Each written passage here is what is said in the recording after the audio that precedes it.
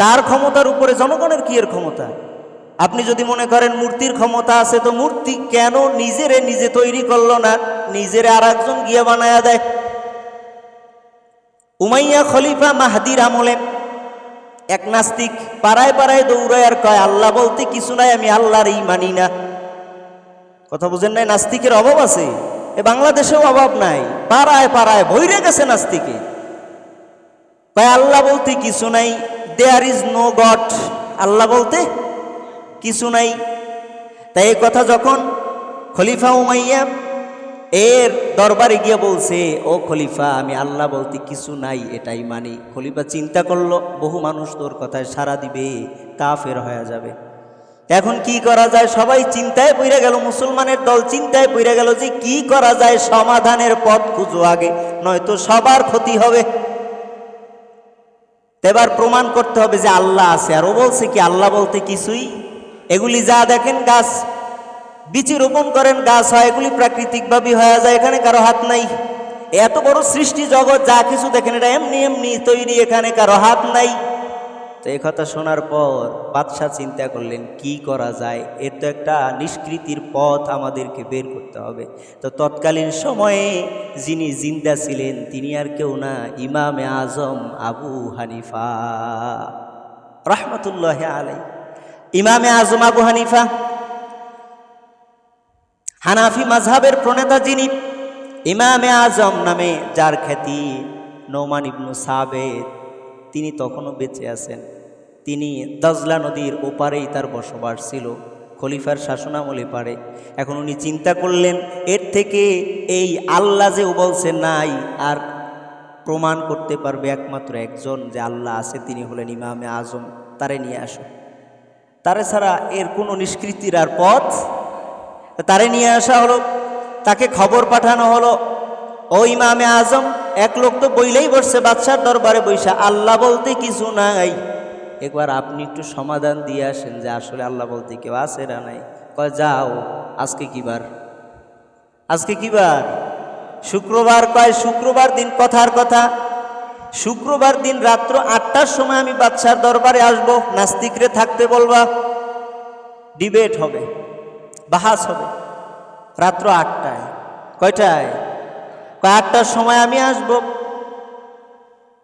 জুমার দিন চলে গেল, রাত্র 8টার আগেই নাস্তিক আগে বাগে এসে বসে আছে। 8টা চলে গেল, 9টা চলে যায় 10টা চলে যায় 12টা, ইমামে আজমের কোনো খবর নাই। এবার নাস্তিকের উদ্যত্ত বেড়ে গেল। নাস্তিক ডাক দিয়া কয় আমি আগেই জানতাম যে ইমামে আজম আমার সামনে দাঁড়াবে না, কারণ আল্লাহ বলতে কিছু আছে এটা সে প্রমাণই করতে পারবে না, আসবে তো দূরের কথা। যেহেতু রাত্র 8টার সময় আসার কথা, সে যেহেতু এখন পর্যন্ত রাত্র 12টার সময় আসে নাই, আমার বুঝতে বাকি নাই সে আসবে না, আল্লাহ বলতে কিছু নাই, এটাই সত্য। নাউজুবিল্লাহ পড়েন। এবার 12টার কাঁটা ঘুরতে ঘুরতে ঘুরতে ঘুরতে যখন 1টা বেজে গেল, রাত্র কয়টা? নাস্তিক এখন গরম দেখাইতেছে, যেই মিয়া পারবা না এটা বইলে দিলেই তো হইতো, আমি চলে যাইতাম, এতক্ষণ অপেক্ষা করার কোনো দরকার আছে? আমারে বিজয়ী ঘোষণা করে দেন, আমি চলে যাই। এমন সময় শাহী মহলের দরওয়াজার দিকে তাকায় দেখে ইমামে আজম আবু হানিফা রহমাতুল্লাহ আলাইহি আস্তে আস্তে আসতেছে। মুসলমানদের কলিজায় একটু পানি আইছে, এই যে ইমাম আসছে, এটা অপেক্ষা করে দেখি কি হয়। আইসা ইমামে আজম দাঁড়াইছে। নাস্তিক ডাক দিয়ে কয় আপনি পারবেন না এটা তো আমি আগেই জানি, কিন্তু এটা বইলা দিলেই তো হইতো, এত ভয় নিয়ে আসার কি দরকার ছিল? এবার বাদশাহ আদবের সহিত, বাদশাহ হইলে কি হইবে, তার আদব আছে, আলেমের প্রতি তার আদব। কথা বুঝেন নাই?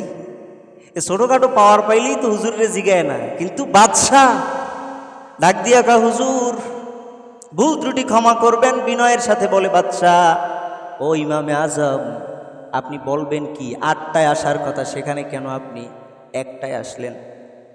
তাই ইমামে আজম কয় এ নাস্তিক তুমিও শোনো কি জন্য আমার দেরি হয়েছে, আমি বলি তোমরা সবাই শোনো কি জন্য দেরি হয়েছে।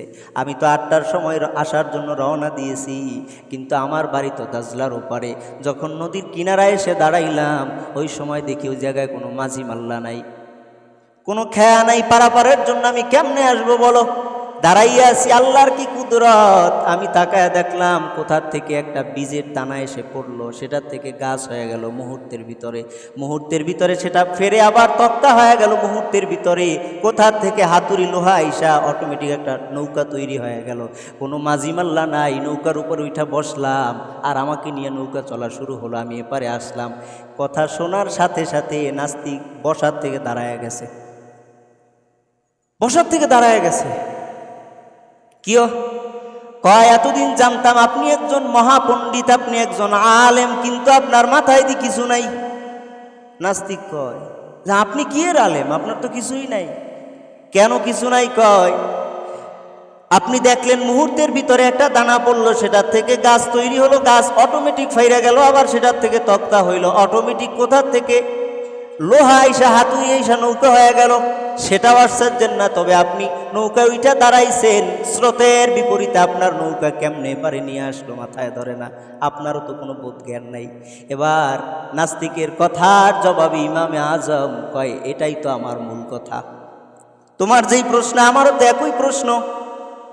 এবার তুমি বলো, যদি একটা ছোট্ট নৌকা তৈরি হতে যদি মিস্ত্রির প্রয়োজন হয়, নৌকাটা চলতে যদি একটা মাঝির প্রয়োজন হয়, তাহলে এবার তুমি একটু জবাব দাও, হে বোকা ভাই আমার, এত বড় সৃষ্টি আমার রব ছাড়া কেউ করে নাই। এত সুবিশাল আসমান, বিস্তীর্ণ এ জমিন, তোমার মতো আমার মতো সুন্দর একটা মানুষ রে দীর্ঘ 9টা মাস মায়ের পেটে গোপনে খাবার যদি কেউ না দিত, তোমার মতো আমার মতো একটা মানুষ ওই জায়গায় যদি অসুস্থ হইতো, চিকিৎসার ব্যবস্থা যদি না করত, তুমিও দুনিয়ায় আসতে পারত না। একটা নৌকা যদি মানুষ ছাড়া তৈরি না হয়, এত বড় দুনিয়া আমার রব ছাড়া তৈরি হয় না।